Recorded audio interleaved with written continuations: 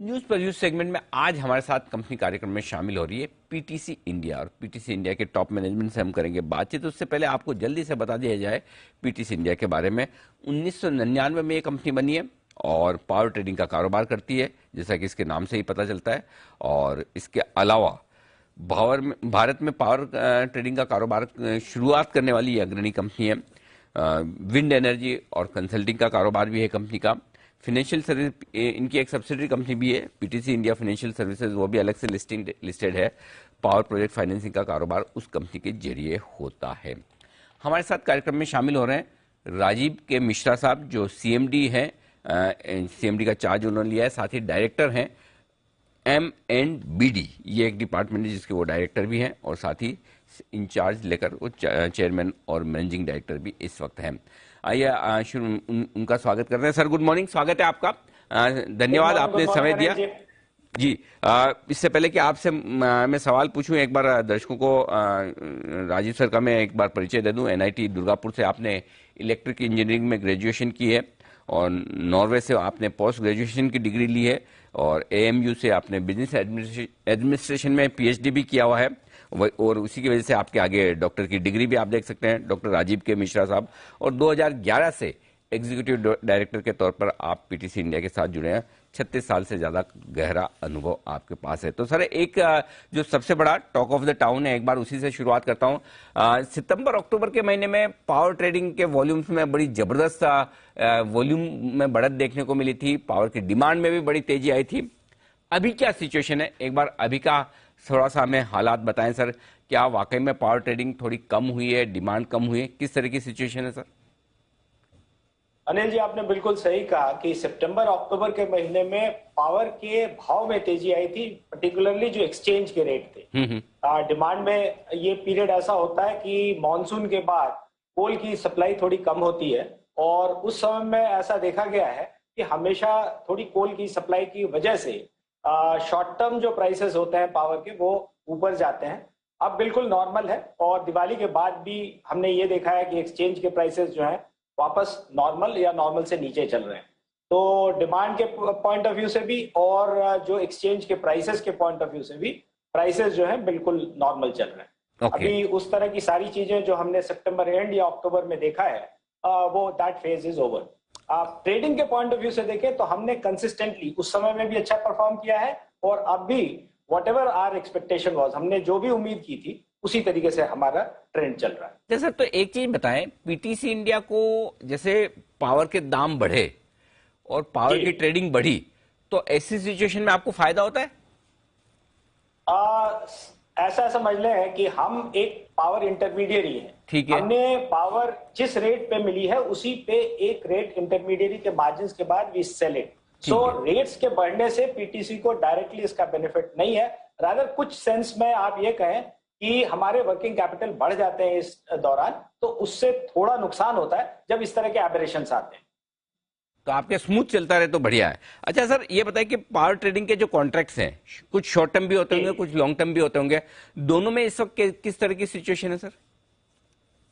हमने हमेशा मेंटेन किया अनिल जी, आपको पहले भी हमारे पुराने मैनेजमेंट में सीएमडी ने बताया है, और हम अभी भी वही मेंटेन कर रहे हैं कि हम 50% ऑफ आर पोर्टफोलियो हम चाहते हैं कि हमारे लॉन्गर टर्म कॉन्ट्रैक्ट रहे, जो लॉन्ग टर्म पीपीए रहे, और 50% का वॉल्यूम हमारा आता है जो कि सीजनल लोड से रिलेटेड होता है, शॉर्ट टर्म कॉन्ट्रैक्ट है इंक्लूडिंग एक्सचेंज।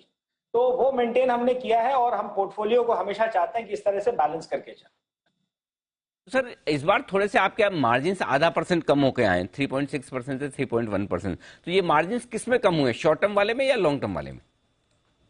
ये वही मैंने कहा कि ये बैलेंसिंग है बेसिकली। अगर लॉन्ग टर्म कॉन्ट्रैक्ट थोड़े कम हो जाते हैं और शॉर्ट टर्म उस टाइम पे, जैसे हमारा वॉल्यूम ग्रोथ तो आपने देखा होगा कि तिमाही में 6% बढ़ा है और 6 महीने में 12% की ग्रोथ है, लेकिन ये एबरेशंस की वजह से शॉर्टर टर्म वॉल्यूम थोड़े ज्यादा हो गए इस वक्त से, इस पिछले 2 महीने में।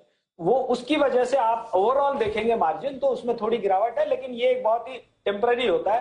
फिर जैसे मैंने कहा कि चूंकि अब power market back to normal है, और we will see the same kind of scenario what it was earlier, तो वही हम ट्रेंड अब फिर से देखेंगे।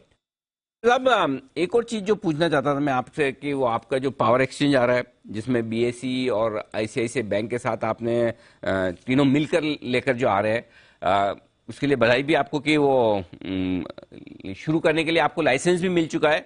हिंदुस्तान पावर एक्सचेंज, शायद यही नाम रखा है आपने। बताएं सर, वहां पर अपडेट कब तक शुरू हो रहा है? अनिल जी, आपने बिल्कुल सही कहा कि ये हमारे नेक्स्ट बड़े मूव में से एक है, और ये हम उम्मीद करते हैं कि इस वर्ष के अंत तक, यानी ये जो वार्षिक ये फाइनेंशियल ईयर 2021-22 के पहले हम इसको चालू कर पाएंगे। टेस्टिंग इसकी शुरू हो गई है प्लेटफॉर्म्स की, और इसके सारी मैनिंग हो गई है। सीईओ का उन्होंने काम करना शुरू कर दिया है, और बड़ी टीम, टेक्निकल टीम इसमें काम कर रही है ऑलरेडी। और इन लोगों ने नया बड़ा ऑफिस लिया है अपना, जिसपे जहां से ये काम करेंगे वो नोएडा में इन्होंने वर्ल्ड ट्रेड टावर से ये काम करेंगे, तो वो ऑफिस भी इन्होंने ले लिया है। तो तेजी से इस पे काम चल रहा है, और हमें उम्मीद है कि इस साल के अंत तक, फाइनेंशियल ईयर के अंत तक, हम इसको अप एंड रनिंग देंगे। अच्छा सर, तो एक चीज बताएं कि मतलब ये सिमिलरली जैसे इंडियन एनर्जी एक्सचेंज है, उसी तरह का एक और एक्सचेंज होगा या कुछ अलग है? ये हिंदुस्तान पावर एक्सचेंज क्या काम करेगा, कैसे करेगा, ये जरा बताएं सर। अनिल जी, आपने सवाल तो बिल्कुल सही पूछा है कि ये कैसे दूसरों से अलग होगा या वही काम करेगा। एक्सचेंज तो बेसिकली एक ट्रेडिंग प्लेटफॉर्म होता है जहां पे buyers and sellers anonymously meet करते हैं, लेकिन उसमें कौन से प्रोडक्ट कौन सा एक्सचेंज लेके आता है ये उस एक्सचेंज के ऊपर होता है। दूसरा, उसकी कौन सी टेक्नोलॉजी आप इस्तेमाल कर रहे हैं और सर्विसेज किस तरह की दे रहे हैं, वो डिफरेंशिएटर होता है। तो इन सब चीजों में हम उम्मीद करते हैं कि ये एक्सचेंज बिल्कुल नया है और इसमें लेटेस्ट टेक्नोलॉजी हम इस्तेमाल कर रहे हैं, तो ये हर मायने में बाकियों से अगर नहीं बेहतर तो उनके मुकाबले में खरा जरूर उतरे। ठीक बात है सर, फेयर इनफ। अच्छा, एक और बात जो है ना, लगभग सारी सरकारी कंपनियों के लिए चल रही है सर, वो ये कि जहां भी जिन सरकारी कंपनियों में नॉन कोर एसेट्स हैं या कुछ एसेट मोनेटाइजेशन हो सकते हैं, उसके ऊपर कुछ विचार किया जाएगा। तो इस दिशा में कोई पीटीसी इंडिया की कोई प्लान्स हैं तो बताएं सर। अनिल जी, आपको याद होगा हमने पहले भी यही बातें कही हैं, आज भी मैं उसी चीज को दोहराना चाहूंगा कि हमारे दो एसेट ऐसे हैं। एक पीटीसी एनर्जी में हमारे पास 288 मेगावाट का विंड का एसेट है, और उस एसेट को हमने मोनेटाइज करने की कोशिश की है और उस पर काम तेजी से चल रहा है। कुछ चीजें ऐसी है, जैसे वक्त वो ये कंक्लूड होता है तो फिर मैं वापस आपके पास आऊंगा और बताऊंगा कि इसमें हमने क्या प्रोग्रेस किया। बट सर्टेनली वो चूंकि हमारे कोर बिजनेस से नहीं मिलता जुलता है, तो हमने ये कोशिश की है कि उसको हम मोनेटाइज करके हमारे कोर बिजनेस के ऊपर ज्यादा फोकस करें। ठीक बात है सर, बिल्कुल। और उसका इंतजार भी है बाजार को भी, आपके निवेशकों को भी लंबे समय से कि ये कब तक पूरा होता है।